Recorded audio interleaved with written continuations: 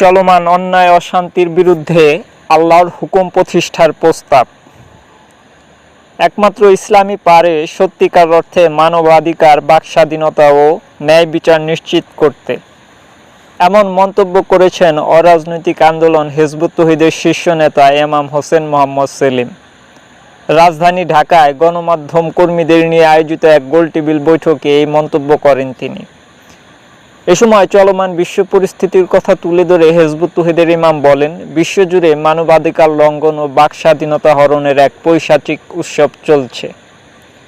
একের পর এক মুসলিম রাষ্ট্রের উপর যুদ্ধ চাপিয়ে দেওয়া হচ্ছে। জাতিসংঘ সহ আন্তর্জাতিক সংস্থাগুলো এই অন্যায়ের প্রতিকারে ব্যর্থ হয়েছে। ফিলিস্তিন ও মিয়ানমারের মুসলমানদের উপর ন্যূনতম অধিকারও তারা রক্ষা করতে পারেনি।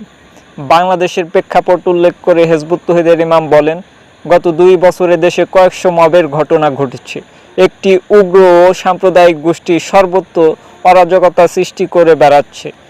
তিনি প্রচলিত সিস্টেমের পরিবর্তনের প্রস্তাব তুলে ধরে বলেন, ইসলামকে বর্তমানে একটি ভীতকর বিষয় হিসেবে উপস্থাপন করা হয়, কিন্তু এটি আল্লাহ প্রদত্ত সহজ সরল ভারসাম্যপূর্ণ জীবন ব্যবস্থা। আর এই ব্যবস্থা প্রতিষ্ঠার মাধ্যমেই চলমান অন্যায় অশান্তি অবসান ঘটানো সম্ভব। তিনি রাষ্ট্রীয়, বিচারিক, সামরিক ও অর্থনৈতিক অঙ্গন সহ সর্বত্র আল্লাহর বিধান প্রতিষ্ঠার আহ্বান জানান। পরে মুসলিম দেশগুলোর মধ্যে ঐক্য, সমঝোতা এবং বিভিন্ন ধর্ম সম্প্রদায়ের মধ্যে সংলাপ বৃদ্ধি সহ কিছু প্রস্তাবনা তুলে ধরেন।